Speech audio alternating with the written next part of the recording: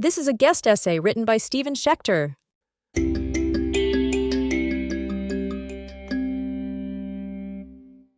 When the ancient Greek king's emissary came to the ancient Israeli city of Modian and demanded that the Jews make a sacrifice to the pagan gods, Matityahu refused, stabbed the Jew who was ready to submit, and called his people to revolt.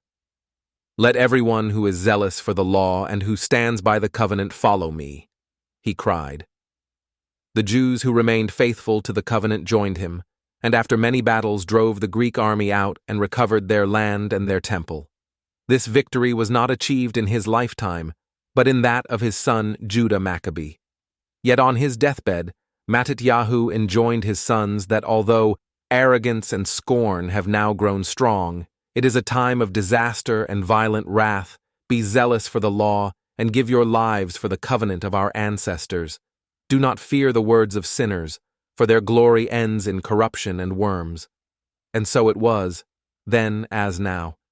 In every generation we Jews say, someone rises up and wishes to destroy us, but the Lord who stands steadfast with us as we stand steadfast with him shall smite our enemies and bring them down.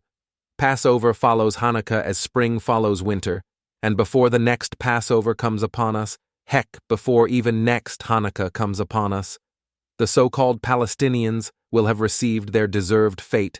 Their cities of Gaza shall lie waste, and they shall reap the whirlwind of the evil they have sown for over a century. The only question, my fellow Jews, is whether we will have the courage and fortitude of the Maccabees to redeem our holy land and wage war against our enemies until they have been utterly vanquished. For over a century, the so-called Palestinians, who were not yet Palestinians, have been refusing to recognize our aboriginal title to the land. Ever since the Balfour Declaration and the League of Nations mandate for Palestine, the so-called Palestinians, who were not yet Palestinians, have rioted, pillaged, and murdered to forestall the great Jewish return to settle in our ancient homeland and reassert our sovereignty as a nation-state. In 1920, 1921, 1929, 1935 to 1938, 1939, 1947, 1948, 1953 to 1955, 1964, 1967, 1972, 1976, 1987, 1993, and all the years thereafter, the Muslim Arabs of so-called Palestine, of Jordan, and then of Judea and Samaria, and now Gaza, have attacked, murdered, slandered, and hounded the Jews and the Jewish right to statehood. The recent massacre perpetrated by Hamas has a long and ignoble history, to which only but a few so-called innocent Palestinians have raised objection. And so the time has come, my fellow Jews, to deal the so-called Palestinians the death blow for which their death culture has led them to clamor for over 100 years. Anyone who believes the so-called Palestinians have a legal claim to a state in the land of Israel is both a legal and historical ignoramus, and perhaps anti-Semitic. As for those who prefer to argue the case only on the grounds of morality, thinking there is no smoke without fire and therefore advocate partitioning the land, I would remind them of the biblical story of the two women who came to King Solomon, each claiming the baby in one of the women's arms was hers. When Solomon ordered the baby be cut in half, the real mother protested and asked that the baby be allowed to live with the other woman. The latter eagerly exclaimed, "Let the baby be killed." The wise king then allotted the baby to the former, knowing that no mother would allow their baby to be slaughtered. No mother except a so-called Palestinian mother who proudly rears her son to be a martyr and go and kill Jews.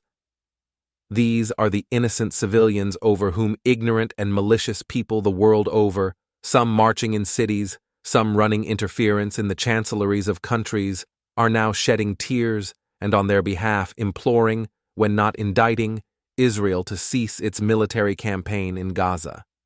Israel must do no such thing. It must conquer Gaza, all of Gaza. It must demolish every building built by the heathens, because it is now treif, Yiddish for non-kosher. And the laws of the Torah insist that no booty should be taken by Jews from enemies who seek their destruction. Every known Palestine Liberation Organization member, which includes Hamas, should be eliminated. The remaining Muslims in Gaza should be told that until arrangements have been made for their transfer to other countries, they will be allowed to work and rebuild under Israeli supervision, but nothing more. The mosques will be closed. The United Nations and its agencies will be kicked out of Gaza. All international aid must go through Israel. Any contravention of Israeli rules will be met with severe punishment. And best of all, Jews will be invited to settle in Gaza. Once Gaza is pacified, this policy should then be applied to the so-called Palestinians in Judea and Samaria. The Palestinian Authority should be dismantled, its rulers killed, its cities destroyed, and the remaining population subject to a like-minded supervision. No protests, no rock throwing, no incitement. Every such action will be punished severely and immediately. Eventually, arrangements will be made, as they have been made in the past in similar situations, for the transfer of so-called Palestinians out of the land. In the meantime, Jewish settlement throughout Judea and Samaria will be encouraged and expedited. This is the only way to resolve the so-called Arab-Israeli conflict and put an end to it once and for all. The Muslim states, Arab or otherwise, can scream all they want, but unless they are willing to send armies against Israel, they will eventually get hoarse and quiet down. Even Hezbollah, even Iran. They, too, may not want to see Lebanon go down to the sea like a ship. China and Russia may not like it, but they are too busy with imperial adventures in their own backyards to want to divert energy to a situation they misunderstand, and which does not concern them.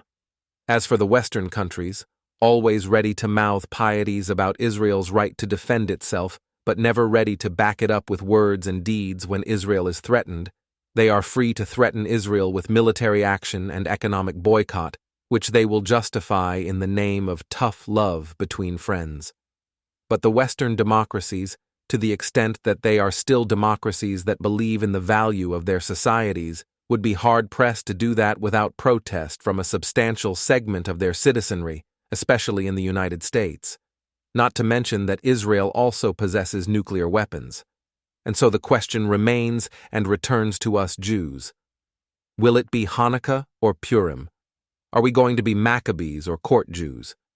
Is the Gaza war going to be a final resolve to build Ze'ev Jabotinsky's Iron Wall, or simply another occasion for people to argue and protest at Jewish expense about their own agendas for the future of the world?